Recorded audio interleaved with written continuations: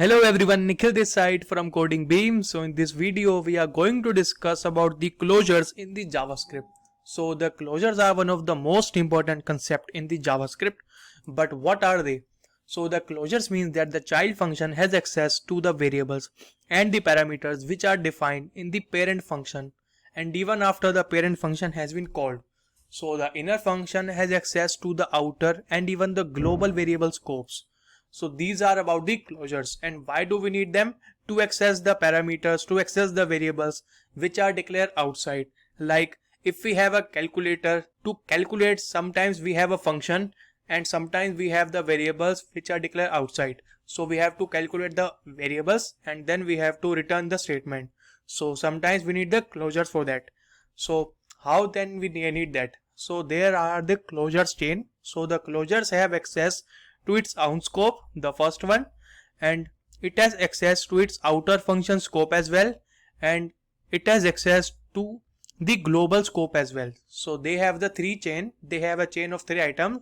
So they have the access to its own scope, they have the access to its outer function scope, they have the access to the global scope also. So now we will see it in the Visual Studio Code that how can we demonstrate about the closures in the JavaScript. So now in the Visual Studio Code, if I will declare a new function here, like the function will be the outer function first, and then the parameters will be blank as of now, and if I will declare a new variable here, and the variable will be counter, and it will be equals to the 1. So if I will declare a one more variable here, and it will be the function again, and it will be again the inner, because now we are defining an inner function. So now if I will declare a one more variable here, and it will be the inner counter,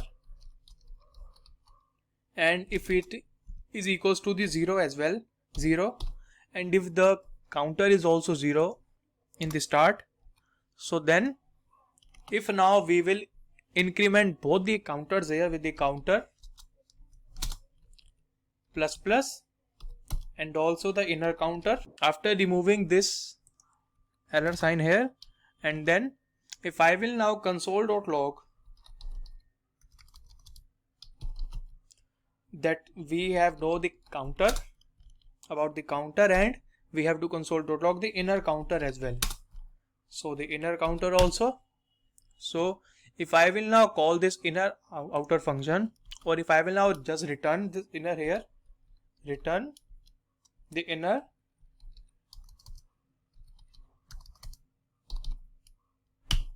so then if I will now create a new variable, and it will be equals to like the caller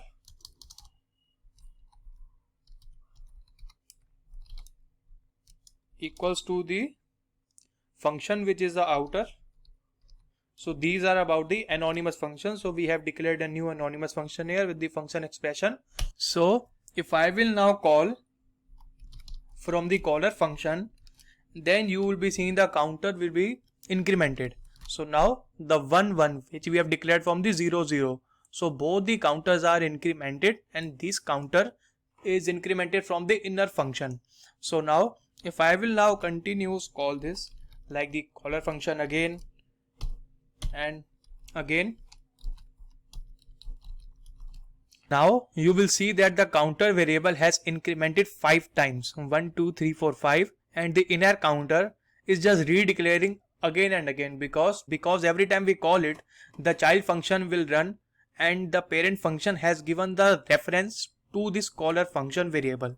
So the counter variable will be incrementing each time and the child function will be called each time. So the child function will start from the 0 every time, and it will remain static, and it will increase every time. So these are about the closures and how it works. So thank you guys for watching the video, and I hope you will like the video, and guys please subscribe to our channel if you are new.